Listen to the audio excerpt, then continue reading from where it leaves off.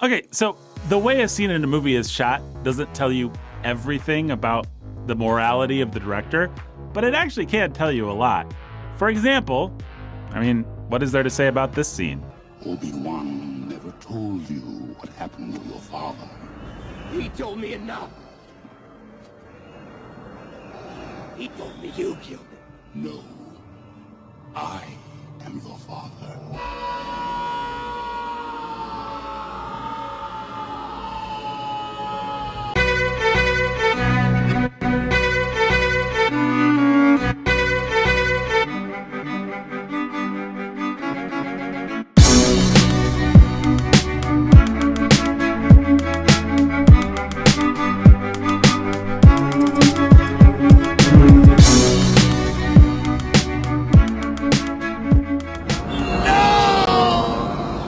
Probably the most famous moment in all of cinema. Certainly the most famous moment in all of Star Wars.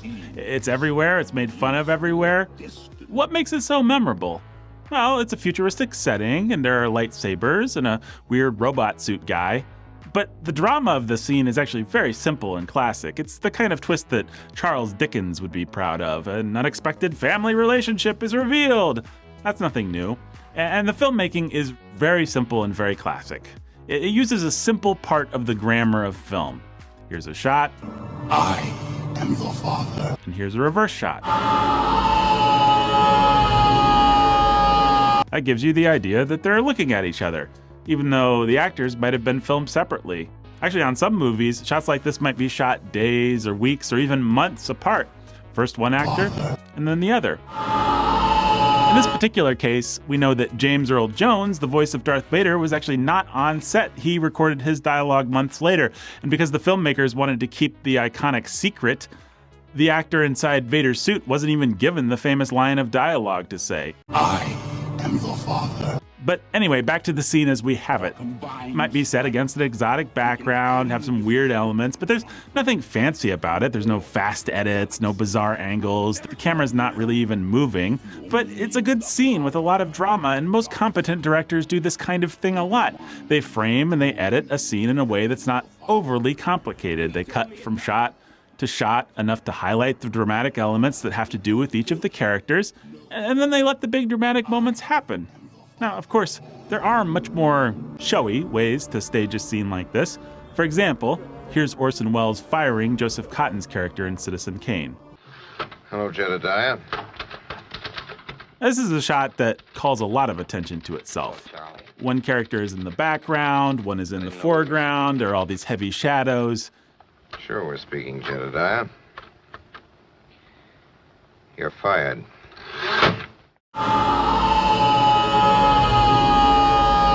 Good filmmakers know how and when to use these kinds of flourishes and when not to. Bad filmmakers use these kind of flourishes in a way that undercuts their storytelling. This may sound obvious, but if you found out that your father was a mass-murdering, galaxy-conquering robot man, you would feel a certain way. You should feel a certain way. The Darth Vader scene that we watched successfully uses film grammar to make you feel that way. Easy peasy, right? You can call it cheesy, dopey, over the top, but you can't call it dishonest. Now, you're not going to like this example, but Peter Jackson, in his Lord of the Rings, is sometimes very guilty of useless flourishes. For instance, how about this scene of Denethor's death? Spoilers!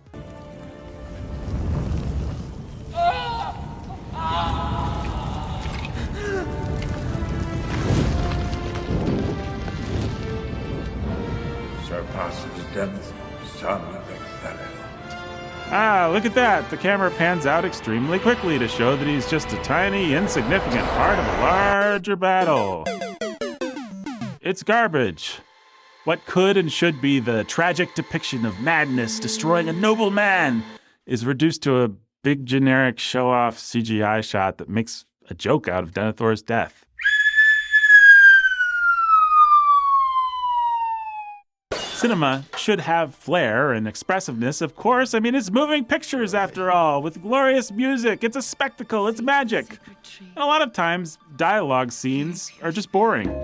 Shot, reverse shot, shot, reverse shot. Let's jazz this up, come on.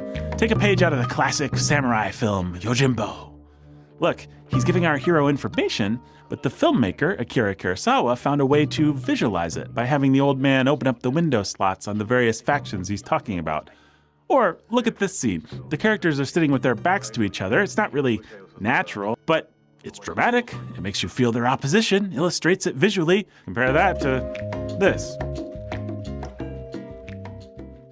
The Empire Strikes Back scene is simple because it should be simple. It should stay out of the way of the drama. But many scenes, especially scenes where characters are talking or giving each other information, they're just boring because the filmmaker hasn't thought of a way to keep the scene alive, whether with composition or editing or some combination thereof. So if there's good simple and there's bad simple and good complicated and bad complicated, how do you begin to tell the difference?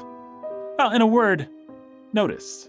You don't have to yank yourself out of the movie all the time, but just think a little bit about the visual style and what it's doing and whether it's helping the story or not.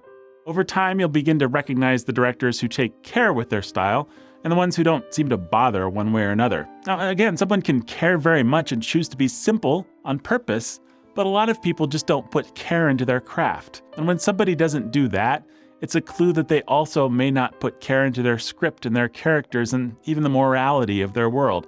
If they're slapdash about their craft, they might be slapdash about a lot of more important things too. I mean, let's go back to that Denethor scene. Because it's careless, it plays almost as a comedy scene.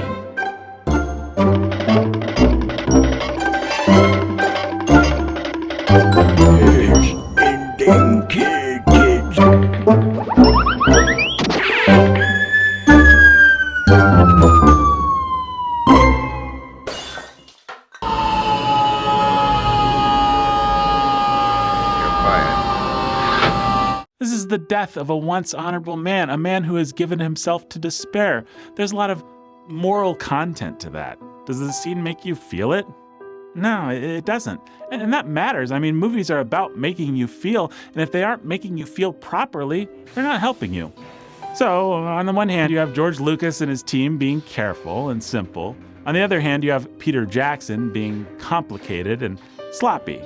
Like we said at the beginning, the way a scene is shot doesn't tell you everything about the morality of a movie, but it does tell you a lot. Learning how to see something like this helps us see when more sophisticated directors aren't just being careless, but are being devious. Here's a scene from Guardians of the Galaxy 2, where the director James Gunn knows exactly what he's doing when he uses cinematography and music to make it hilarious and cute when Baby Groot murders the man who is mean to him. The cafe was empty. And our heroes take one-sided revenge on all their helpless enemies. Listen to that pop song. Killing is cool and funny. Yay!